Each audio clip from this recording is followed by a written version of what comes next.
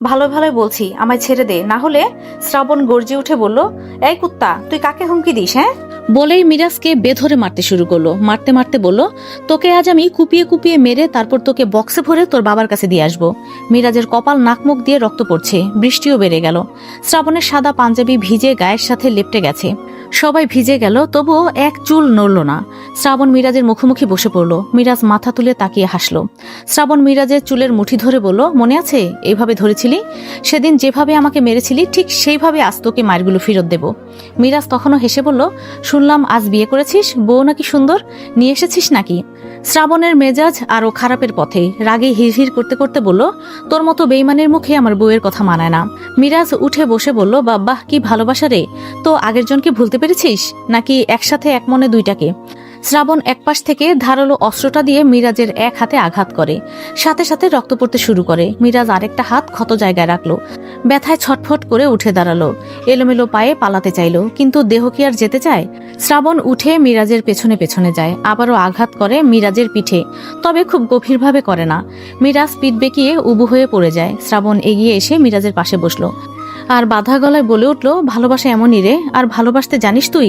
যদি ভালোবাসতেই জানতি তাহলে ওকেও ধরে রাখতে পারতি। আর বললি আমার কথা, আমার ওকে নিয়ে কোনো আফসোস নেই। আফসোস সেই দিনগুলোর, যেই দিনগুলোতে আমি বেঁচে থাকার ইচ্ছেটাই হারিয়ে ফেলেছিলাম। হসপিটালে মাসের পর মাস দিন কাটিয়েছিলাম। হিয়া গাড়ি থেকে নামার চেষ্টা করছে, কিন্তু পারেনি। সিয়াম শেষমেশ গাড়ি লক করে রেখেছিল। মিনিট 10 পর পুলিশের গাড়ির শব্দ পাওয়া গেল।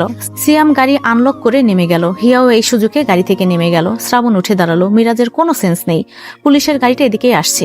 হিয়া বুঝতে পারছে এখন কি হতে পারে। পুলিশ শ্রাবণকে এসে ধরে নিয়ে যাবে। শ্রাবণের সাদা পাঞ্জাবিতে রক্ত লেগে আছে, বুঝতেও পারবে শ্রাবণই ওকে মেরেছে। হিয়া লেহেঙ্গাটা ধরে দৌড়ে এসে শ্রাবণের সামনে দাঁড়ালো। শ্রাবণ হিয়াকে বলল, তুমি এখানে এসেছো কেন? গাড়িতে যাও। হিয়া শ্রাবণকে ধরে কাঁদতে কাঁদতে বলল, পুলিশ আসছে, আপনাকে ধরে নিয়ে যাবে, চলুন না পালাই। তুমি গাড়িতে গিয়ে বসো, ধরে নিয়ে গেলে যাবে। আফসোস নেই, যা ইচ্ছা ছিল সব পূরণ করতে পেরেছি। ও যেভাবে মেরেছিল আমিও শোধ তুলেছি। তুমি গাড়িতে যাও, ওরা তোমাকে বাড়িতে নিয়ে যাবে। আমি ওদের সঙ্গে ঝামেলাটা মিটিয়ে আসছি। ওরা যদি আপনাকে ধরে নিয়ে যায় তখন? বলতে বলতে পুলিশের গাড়ি এসে হাজির। হিয়া ভয় পেয়ে শ্রাবণকে বলল, শুনুন না, আপনি এখান থেকে চলে যান, আপনার গায়ে রক্ত লাগা দেখে আপনাকে ওরা ধরে নিয়ে যাবে, প্লিজ চলে যান। পুলিশগুলো বড় বড় ছাতা নিয়ে এসে দাঁড়ালো। দুইজন পুলিশ মিরাজের রক্তাক্ত শরীরটাকে সোজা করে দেখলো। বেঁচে আছে বলে মিরাজের ড্রাইভার গাড়িতে তুলে হসপিটালের উদ্দেশ্যে চলে গেল। পুলিশ অফিসারটি শ্রাবণের দিকে এগিয়ে এলো। হিয়া কিছু না ভেবে শ্রাবণের হাত থেকে ছুরিটা নিয়ে শ্রাবণের সামনে দাঁড়ালো। সবকিছু এত তাড়াতাড়ি হয়ে গেল যে শ্রাবণ হিয়াকে কিছু বলতেও পারল না। পুলিশ অফিসারটা হিয়ার দিকে তাকিয়ে বলল, আপনি কি ওকে মেরেছেন? হিয়া কোনো কিছু না ভেবে বলে উঠল, হ্যাঁ আমি মেরেছি ওই লোকটাকে। পুলিশ অফিসার পেছনে শ্রাবণের দিকে তাকালেন। ওকে ভালো করে চেনেন? শহরের নামকরা বিজনেসম্যান তৌকির চৌধুরীর ছেলে। শ্রাবণের শরীরে রক্ত লেগে থাকায় তিনি আন্দাজ করতে পারছেন না কি হয়েছে। আরেকজন পুলিশ এসে হিয়ার হাত থেকে ধারালো ছুরিটা নিয়ে নিল। পুলিশ অফিসারটি হিয়াকে বলল, আপনাকে দেখে তো মনে হচ্ছে না আপনি ওনাকে মেরেছেন। হিয়া বলল, আমিই মেরেছি। কেন মেরেছেন? আমার পেছনে যিনি, সে আমার হাজবেন্ড। আজ আমাদের বিয়ে হয়েছে। আমাদের ওপরে এই ছেলে হামলা করতে এসেছে বলে আমি ওকে মেরেছি। পুলিশ অফিসার শ্বাস ছেড়ে বললেন, দেখুন, মিথ্যা বলবেন না। যদি ভেবে থাকেন আপনি আপনার স্বামীকে বাঁচাতে পারবেন তবে সেটা ভুল। যদি আপনি মেরে থাকেন তাহলে আপনাকে নিয়ে যাব, আর আপনার হাজবেন্ড মেরে থাকে তাকেও নিয়ে যাব। আইন সবার জন্য সমান। শ্রাবণ হিয়াকে নিজের দিকে ঘুরিয়ে কর্কশ গলায় বলল, তুমি পাগল হয়ে গেছো? কি বলছো? বলছি না আমি সব ম্যানেজ করে নিব, গাড়িতে গিয়ে বসো। পুলিশ অফিসারটি বাঁকা হেসে আরেকজন পুলিশকে ডেকে বলল, এই যাও, মেয়েটাকে নিয়ে গাড়িতে ওঠাও।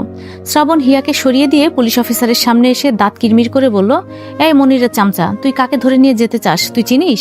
তোর কলিজাটা টান দিয়ে বের করব। পুলিশ অফিসার দমে না গিয়ে বলল, ভালো করে কথা বলুন, একজন অন ডিউটি পুলিশ অফিসারের সাথে এই বিহেভ করতে পারেন না। শ্রাবণ ধমকে উঠে বলল, তুই কিসের অন ডিউটি পুলিশ অফিসার? সবসময় তো ঘুষের ধান্দায় থাকিস। আমার মাথা কিন্তু ঠিক নেই। যদি বাঁচতে চাস তাহলে চলে যা, নাইলে কিন্তু চাকরি বাঁচাতে হিমশিম খাবি।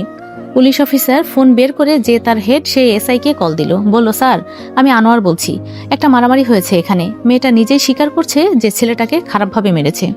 ওকে নিয়ে যেতে যাচ্ছি, আপনি কি বলেন? আজকে থানায় নিয়ে আসেন। Okay sir. শ্রাবণ শক্ত গলায় বলে উঠল, এই হিয়া, গাড়িতে গিয়ে ওঠো, এই চামচার কথায় তুমি যাবে না। পুলিশ অফিসার বললেন, এই মেয়ে যদি গাড়িতে ওঠে তাহলে আপনি চলুন শ্রাবণ চৌধুরী। শ্রাবণ গর্জে উঠে বলল, এই চামচা, তুই কি বলছিস? তুই যে বিহেভ করছিস, আমি যদি চাই তাহলে সকাল হওয়ার আগে তোর চাকরি থাকবে না। পুলিশ অফিসার গম্ভীর গলায় বললেন, আইন সবার জন্য সমান, তাই নিয়ে যাচ্ছি, বুঝলেন? এত প্রমাণ দেখার পরও আমি ছেড়ে দিতে পারবো না। হয় আপনি চলুন, নয়তো আপনার ওয়াইফকে নিয়ে যাব। শ্রাবণ কোনো মূল্যেই তার হিয়াকে নিয়ে যেতে দেবে না। সাথে সাথে ফোনটা বের করে তার মাকে কল দিল। সাবিহা চৌধুরী কল ধরে বললেন, শ্রাবণ তোমরা কোথায়? বৃষ্টি শুরু হলো, এখনো পৌঁছালে না কেন? শ্রাবণ রেগে গিয়ে বলল, এসব কথা রাখো, তোমার ভাইকে ফোন দাও। কেন, কি হয়েছে? শ্রাবণ স্পষ্ট গলায় বলে উঠল, মিরাজকে মেরেছি, আর এই মনিরের চামচা পুলিশটা আমার বউকে ধরে নিয়ে যাবে। সাবিহা চৌধুরী ছোট্ট করে বললেন, পুলিশের নাম কি? আনোয়ার। রাখছি। মিনিট 5 পরেই পুলিশ অফিসারের ফোনে কল আসে। আপনি একটু আগে যে বললেন একটা মেয়েকে ধরতে চান, সেটা আমার কে হয় জানেন? No sir. এক্ষুনি ওখান থেকে চলে আসুন। কিন্তু স্যার, এখনকার কিছু করার দরকার নেই, সকাল হোক আগে, আমি দেখে নেব। ইমিডিয়েট চলে আসুন, আমার জন্য আর একটা কথাও বলতে না হয়। Okay sir. পুলিশ অফিসারটি চলে গেলেন। শ্রাবণ হিয়াকে ধমকে উঠে বলল, তোমাকে বলেছিলাম না গাড়িতে থাকতে? সিএম রনি তোমাকে অ্যালার্ট করেনি? তাহলে এসছো কেন? যাও গাড়িতে বসো। হিয়া শ্রাবণকে ধরে কাঁদো কাঁদো মুখ নিয়ে বলল, আমার সাথে চলুন, আমি আপনাকে ছাড়া যাব না। শ্রাবণ তপ্ত শ্বাস ছেড়ে কোনো কথা না বলে হিয়াকে নিয়ে গাড়িতে উঠে বসলো। শ্রাবণ একপাশে বসলো, হিয়া শ্রাবণের কাছে ঘেঁষে এসে বসে রইল। গাড়ি ছুটলো বাড়ির উদ্দেশ্যে। কিছুক্ষণ পর শ্রাবণ কিছুটা নরম হলো। ভাবলো হিয়া তো ভুল কিছু করেনি, ও যা করেছে ভয় পেয়েই করেছে। ও ওর ভালোবাসাকে বাঁচাতেই নিজের কাঁধে সব দোষ তুলে নিয়েছে। হিয়া শ্রাবণকে ধরে কাঁদছে। শ্রাবণ হিয়াকে সোজা করে মোলায়েম কণ্ঠে বলল, ভয় পেয়েছিলে বউজান? হিয়া শ্রাবণের বুকে মুখ গুজে বলল, ভীষণ ভয় পেয়েছি। ওনাকে এভাবে মারলেন কেন? ও আমাকে একদিন এভাবেই মেরেছিল। ওকে তো আজকে তেমন ভাবে মারিনি, ও আমাকে এর থেকে বেশিই মেরেছিল। তখন পুলিশকে বলা হয়েছিল। এরপরে ওকে জেলে নেওয়ার সাথে সাথে কই থেকে যেন জামিন করে বের করেছিল, তারপরের দিনই আবার দেশ ছেড়ে পালিয়েছিল। আমার মনে হয় আমি ভুল কিছু করিনি। হিয়া কৌতূহল দৃষ্টিতে তাকিয়ে বলে উঠল, কেন মেরেছিল? আমি তো জানি না, আমাকে বলেন, পরে বলবো, এখন কান্না থামাও। শ্রাবণ হিয়াকে নিয়ে বাড়ি ফিরে এলো। সাবিহা চৌধুরী হিয়াকে বরণ করে ঘরে তুললেন। শ্রাবণের শরীরের দিকে তাকিয়ে তৌকির চৌধুরী বললেন, শ্রাবণ, হিয়াকে নিয়ে রুমে গিয়ে ফ্রেশ হও, এরপরে একটু আমার রুমে এসো।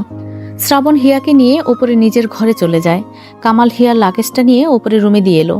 হিয়া নর্মাল একটা শাড়ি নিয়ে ওয়াশরুমে চলে গেল। ফ্রেশ হয়ে বের হলে শ্রাবণও ঢুকলো। হিয়া চুলটা মুছতে মুছতে বিছানায় বসলো। শ্রাবণ শাওয়ার নিয়ে বের হলো, শুধু টাওয়াল পরে, উন্মুক্ত শরীরটা চকচক করছে। শ্রাবণ যেই পিছন ফিরে কাবার্ড খুলতে যাবে, ঠিক তখন হিয়ার চোখ যায় শ্রাবণের উন্মুক্ত পিঠের দিকে। পিঠের মাঝখানে লম্বা একটা কাটা দাগ, যা দেখে হিয়ার শরীরটা কাঁপুনি দিয়ে উঠল। হিয়ার সাথে সাথে জিজ্ঞাসা করলো, পিঠে ব্যথা পেলেন কি করে? শ্রাবণের সোজা জবাব, মিরাজ কোপ মেরেছিল। হিয়ার কেমন যেন কষ্ট হলো। কাটা দাগ এতটাই গভীর ছিল যে ওর ভীষণ কান্না পাচ্ছিল। শ্রাবণ টি শার্ট পরে ট্রাউজার নিয়ে ওয়াশরুমে ঢুকলো। ট্রাউজার পরে এসে রুম থেকে বেরিয়ে গেল। সেই যে বের হলো, সকালে রুমে ফিরল। হিয়া তখন গভীর ঘুমে। শ্রাবণ রুমের দরজা লাগিয়ে দিয়ে বিছানায় বসে হিয়ার কপালে হাত রাখলো। পরম আবেশে মাথায় হাত বুলিয়ে দিতে লাগলো। রাতে হিয়ার এত সাহসের কথা মনে হতেই নিজেই মুচকি হাসলো। হিয়ার কপালে চুমু খেলো। হিয়া শ্রাবণের অস্তিত্ব বুঝতে পেরে শ্রাবণকে আষ্টে পৃষ্ঠে জড়িয়ে ধরে রইল। এরই মাঝে রুমের দরজায় নক করলো সাবিহা চৌধুরী। শ্রাবণ রাগে দাঁতে দাঁত চেপে উঠে বসলো। সাথে হিয়ারও ঘুম ভেঙে গেল। হিয়াও বসলো। শ্রাবণ দরজা খুলে দিল। সাবিহা চৌধুরী বললেন, হিয়া কোথায়? উঠেছে? উঠেছে। ওকে নিচে ডাকছে, পুলিশ এসেছে। হিয়া বিছানা থেকে নেমে শ্রাবণের হাত ধরে বলল, পুলিশ কেন এসেছে? ওনাকে কি ধরে নিয়ে যাবে? হিয়া ভয় পেয়ে শ্রাবণকে জড়িয়ে ধরে রইল। সাবিহা চৌধুরী শ্রাবণকে বললেন হিয়াকে নিয়ে নিচে আসতে। শ্রাবণ হিয়াকে বোঝাতে বোঝাতে ওয়াশরুমে ফ্রেশ হতে পাঠালো। হিয়া ফ্রেশ হয়ে বের হয়ে এসে শ্রাবণকে বলল, আপনি প্লিজ নিচে যাবেন না? ওরা যদি আপনাকে নিয়ে যেতে চায়, আমি কথা বলে আসছি, হ্যাঁ? শ্রাবণ হিয়ার কথায় কি উত্তর দেবে জানে না। হিয়া কালকের সেই মারামারির দৃশ্যটা দেখার পর থেকেই এমন ভয়ে আছে শ্রাবণকে নিয়ে। শ্রাবণ হিয়াকে নিয়ে নিচে নামলো। ড্রয়িং রুমে সাবিহা চৌধুরীর ভাই শাহাদাত হোসেন, এই জেলার পুলিশ হেড তিনি সহ আরো কয়েকজন পুলিশ, মহিলা পুলিশও আছে 3 জন, এবং ওনার সাথে আনোয়ার নামের সেই পুলিশ অফিসার এসেছেন। হিয়া ভয়ে শ্রাবণের টি শার্ট ধরে রইল। শ্রাবণ কোনো দিকে না তাকিয়ে তার মামা শাহাদাত হোসেনকে বলল, মামা কি হয়েছে? শাহাদাত হোসেন বললেন, বলতে গেলে একটা ঝামেলাই বেঁধে গেছে। পুলিশ অফিসার নিজে বলছে তোমার ওয়াইফ মানে হিয়ার কাছে কালকে ছুরি পেয়েছেন, আর তোমার ওয়াইফ স্বীকারও করেছে সে নাকি মিরাজকে মেরেছে। এখানে পুলিশ অফিসার সহ আরো কয়েকজন পুলিশও উপস্থিত ছিল। এখন ওকে আমাদের সাথে যেতে হবে।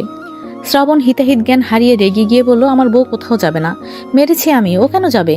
আর এগুলো ওই চামচাই করেছে। শাহাদাত হোসেন নিজে উঠে দাঁড়িয়ে বললেন, মামা একটু শান্ত হও, আমার সাথে একটু সাইডে চলো। শ্রাবণকে শাহাদাত হোসেন টানতে টানতে নিয়ে গেলেন অন্য একটা রুমে আর বললেন, শ্রাবণ বোঝার চেষ্টা করো, তোমার বিষয়টা আমি জানি। এখন এটা মনিরের চাল।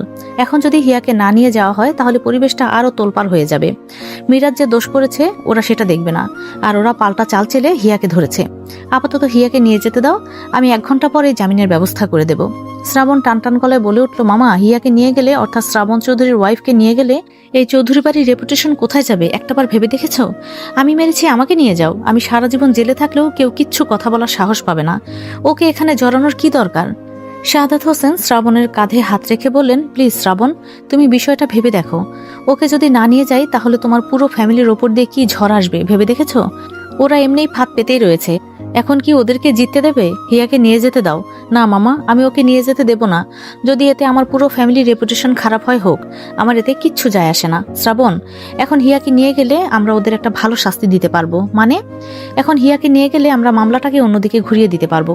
কোর্টে গিয়ে হিয়া নিজে বলবে যে ওদের ওপর হামলা করতে এসেছিল এবং ওর হাজবেন্ডকে মারতে এসেছিল বলেই ও মেরেছে। কিন্তু মামা, আমি ওকে নিয়ে যেতে দেব না। আরে মামারে, একটু বোঝার চেষ্টা করো বাবা, শুধু নিয়ে যেতে দাও। আমি আধা ঘন্টার মধ্যে ওকে বাড়িতে পাঠিয়ে দেব। মামা, আমাকে নিয়ে যাও, ওকে নিয়ে যেতে দেব না আমি। অভিযোগটাই তো তোমার ওয়াইফের নামে, মনির নিজে অভিযোগ করেছে, আমি তোমাকে কিভাবে নিয়ে যেতে বলবো? ওরা জানে যে তোমার দুর্বল পয়েন্টটাই হিয়া, তুমি নরম হয়ে গেলে বিষয়টা অন্যদিকে চলে যাবে। শ্রাবণ ধপ করে বসে পড়ল, হিয়ার জন্য ভীষণ কান্না পাচ্ছে। ওকে বাঁচাতে গিয়ে নিজেই কি করে বসলো। হিয়া যদি তখন না আসতো তাহলে এখন এগুলো হতো না। মনি সাহেব এমনি কোনো ফাঁক পাচ্ছিলেন না, হিয়ার করা কাজে সে আরো উঠে পড়ে লেগেছে। আর রইল ওই পুলিশকে তো শ্রাবণ পরে দেখে নেবে। এখন হিয়াকে কি করা যায় সেটাই ভাবছে শ্রাবণ। শ্রাবণ ওকে কোনো মূল্যেই নিয়ে যেতে দেবে না, এতে যা হওয়ার হোক। এদিকে হিয়াকে ধরে সাবিহা চৌধুরী কাঁদছেন। তৌকির চৌধুরী উঠে গিয়ে শাহাদাত হোসেনের কাছে এলেন। শ্রাবণকে বসে থাকতে দেখে তিনি শ্রাবণের কাঁধে হাত রেখে ডাকলেন, শ্রাবণ। শ্রাবণ মাথা তুলে তাকিয়ে বলল, বাবা, আমি হিয়াকে নিয়ে যেতে দেব না। আমরা কি হিয়াকে যেতে দিতে চাইছি বলো? এখন যদি ওকে নিয়ে যেতে না দাও তাহলে কি হবে ভেবে দেখেছ? তাই বলে আমি ওকে যেতে দেব? কোনো মতেই না। দরকার হলে আমি যাব, কিন্তু কুত্তার বাচ্চারা মামলাটা এমনভাবে দিয়েছে কিছু বলার নেই। আর ওই পুলিশের চামচা, ও কি দেখেনি সব? ও সব দেখেছেও বুঝেছেও, তাহলে হিয়াকে কেন দোষারোপ করছে? শাহাদাত হোসেন তাড়া দিয়ে বললেন, শ্রাবণ, কে কেমন সব বুঝতে পেরেছি, তুমি শুধু হিয়াকে নিয়ে যেতে দাও, আমি ওই দিকটা সব সামলে নেব। শ্রাবণ উঠে দাঁড়িয়ে ভাঙা গলায় বলল, তোমরা যাও, আমি নিজে ওকে নিয়ে থানায় আসছি। তবু ওকে পুলিশের গাড়িতে যেতে দেব না। আর যত টাকা লাগে মামলাটা শেষ করার ব্যবস্থা করো। এরপরে দেখবে শ্রাবণ কি করতে পারে। সব কটাকে পিস পিস করে লবণ মাখাবো, কুত্তার বাচ্চাদের একটাকেও ছাড়বো না। শ্রাবণ রেডি হয়ে হিয়াকে নিয়ে বেরিয়ে গেল। ওর পিছু পিছু পুলিশের গাড়ি। তৌকির চৌধুরী শ্রাবণদের সাথে যাচ্ছেন। তিনি হামিদ শিকদারকে ফোনে সব বললেন। তিনিও রেডি হয়ে গাড়ি নিয়ে চলে এলেন থানায়। হামিদ শিকদার এসে কত কিছু করে নিজের মেয়ের জামিন নিজেই করালেন। দুপুরের দিকে শ্রাবণ, হিয়া, তৌকির চৌধুরী আর সাবিহা চৌধুরী 4 জনে একসাথে বাড়িতে ফিরে এলেন। শ্রাবণ ওদের নামিয়ে দিয়ে কোথায় যেন চলে গেল। হিয়া রুমে এসে শাওয়ার নিয়ে বসেছিল। সাবিহা চৌধুরী হিয়ার জন্য উপরে খাবার নিয়ে এলেন। হিয়া তাকে দেখে দাঁড়ালো। সাবিহা চৌধুরী সোফায় টি টেবিলে খাবার রেখে হিয়াকে নিয়ে বসলেন। হিয়ার চোখ মুখ ফুলে গেছে কান্না করতে করতে, কাউকে বুঝতে দিচ্ছে না। সাবিহা চৌধুরী হিয়াকে বসিয়ে নিজ হাতে খাইয়ে দিলেন। খাইয়ে দিতে দিতে বোঝানোর কণ্ঠে বললেন, ভুল দোষ মানুষের মধ্যেই হয়, তুমি তো নিজে কিছুই করনি। নিজের মনকে শক্ত করো। আমার ভাই আছে, শ্রাবণ আছে, আর এর থেকেও বড় কথা তোমার বাবা আছে, কিচ্ছু হতে দেবে না। আর যারা এমন করেছে তাদের সব কয়টাকে দেখে নেব। হিয়া মাথা নাড়িয়ে খেতে শুরু করলো। এর একটু পর শ্রাবণ রুমে এলো। সাবিহা চৌধুরী চলে গেলেন। হিয়া বিছানায় এসে শুয়ে পড়ল। শরীরটা খুব ক্লান্ত লাগছে ওর। শ্রাবণ শাওয়ার নিয়ে এসে জামা কাপড় পরে হিয়ার কাছে এসে বসলো। হিয়া উঠে বসলো, শ্রাবণের কাঁধে মাথা রাখলো। শ্রাবণ ধীর গলায় বলে উঠলো, মন খারাপ তাই না? শুধু কালকের দিনটা সময় দাও, সব ঠিক করে দেব। হিয়া শ্রাবণের মুখ পানে তাকালো। মনে মনে ভাবলো, ওকেই শক্ত হতে হবে, না হলে ওর দেখা দেখি শ্রাবণও মনমরা হয়ে থাকবে। ওর সামনে হাসি খুশি থাকতে হবে। হিয়া শ্রাবণের দুগালে হাত রেখে নিজের দিকে করে হেসে বলল, জামাইজান, আমার শুধু আপনাকে কাছে চাই, খুব করে চাই। আপনি এভাবে আমার পাশে থাকবেন সব সময়। শ্রাবণ হিয়ার দিকে ভালো করে ঘুরে হিয়ার গালে হাত রেখে বলল, সব সময় পাশে থাকবো। হিয়া জাপটে জড়িয়ে ধরলো। শ্রাবণ হিয়ার চুলগুলো মেলে দিতে দিতে বলল, এইবারই শেষ, এরপরে আমাকে বাঁচাতে এভাবে নিজেকে উপস্থাপন করার দরকার নেই। যদি এরকম কিছু দেখি তাহলে তুলে আছাড় মারবো।